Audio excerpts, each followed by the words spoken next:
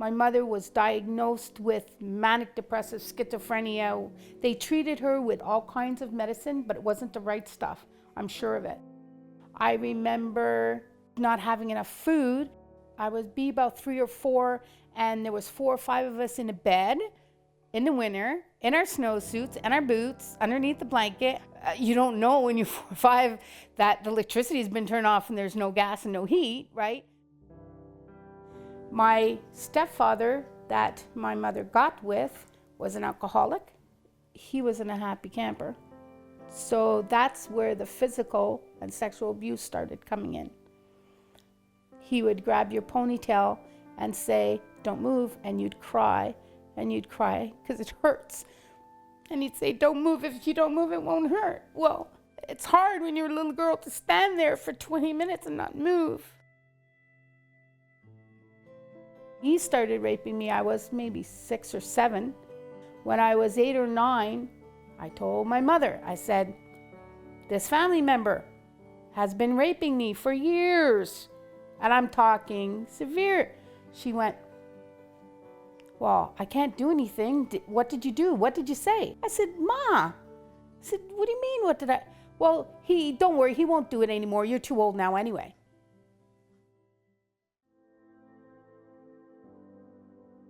When I was 14, I laid in a field being raped by my family member. I was really angry at God, and I said, "Lord, I don't understand." I knew this God that my mother had taught me about, this angry God. I thought, I can't take my life because I don't want to go to hell, because I've already lived it, and I don't want to live it anymore. So that's not an option. I was laying there and I thought, why don't you kill me? I'm not even good enough for you to kill. You know, you can't waste your time on me. So it just made me angrier and angrier. When I was 17 and homeless again for the 3rd or 4th time, I was dirty and I was stinky. I hadn't had a bath in a couple of days. Somebody said, "There's a lady in St. Domingue. She'll give a homeless person a bed." And I went, "Sure." Didn't know she was on fire, born again for God. And she said, "My only requirement is that I get to pray on you." And I went, "Oh, Lord." And she put her hand on my head. I remember her going like this. She goes, "Oh yeah, the right hand of God." And she put her hand on my head and she said, "Lord, save this little one. Okay, you can eat now."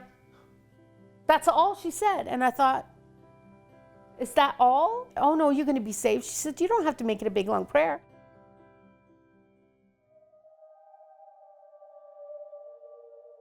Two years later, my mother was going to a retreat in Rhode Island. She said to me that one of the ladies up there, her daughter who I was friends with, was going through a divorce.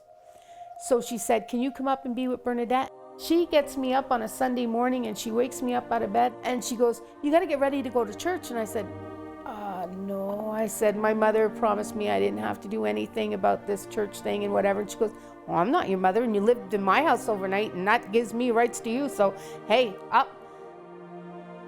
So I saw these people up on the stage and I said to her, I said, "How come they're happy?" I said, "They're all smiling." And there was some people praying and some people laughing and blah, blah, blah. And she said, "Oh, that's the worship team." And I said, "But they're happy to be here." I said, "I'd only seen people really, really sad in church." We got to her place that night. I went to bed and I always slept in a dark room because that way I'd know if somebody was coming in at me. And she came in and she sat in the corner in a rocker and she was praying in tongues. And I said, "Stop that."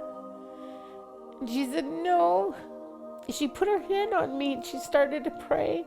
I'd never said anything to this woman about me.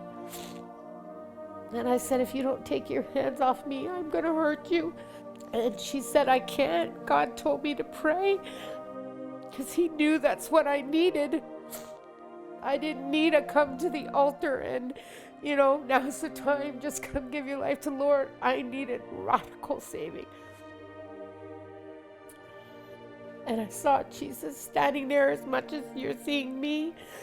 And he put his arms out to me and I said, "Don't touch me. Stay away." And he said, I want to save you. You have to give me your life. And I said, just take it. Everybody else has. They've taken my virginity. They've taken everything. He said, they didn't take your soul. He said, I wouldn't be asking for that if they took it. You have that. I said, okay. I said, so just take it. And he said, I can't. He said, that's not the rules. The rules say you have to willingly give it to me. He said, but if you do, he said, I give you my word. I will heal your pain.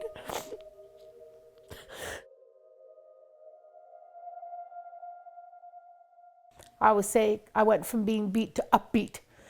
It doesn't matter if you come battered, bruised, bleeding. He's there. There's nothing you've done, nothing you've thought that he doesn't know. I say to people, okay, I understand the situation you're in. I, if above anybody, understands, but God's going to get you through it. That's the point. Just there's a light at the end of the tunnel. Just wait. I don't have the fear that I had. That is gone. I've prayed, believe you me, I've prayed for the salvation of the people that hurt me. Most are dead, that I know of. But God can get you to that point where you're praying for the salvation of someone who hurt you so terribly. And children need to know, I didn't do it. I didn't deserve it. I didn't ask for it. You can take my body, you can't take my soul. There's always redemption. God says there's always redemption.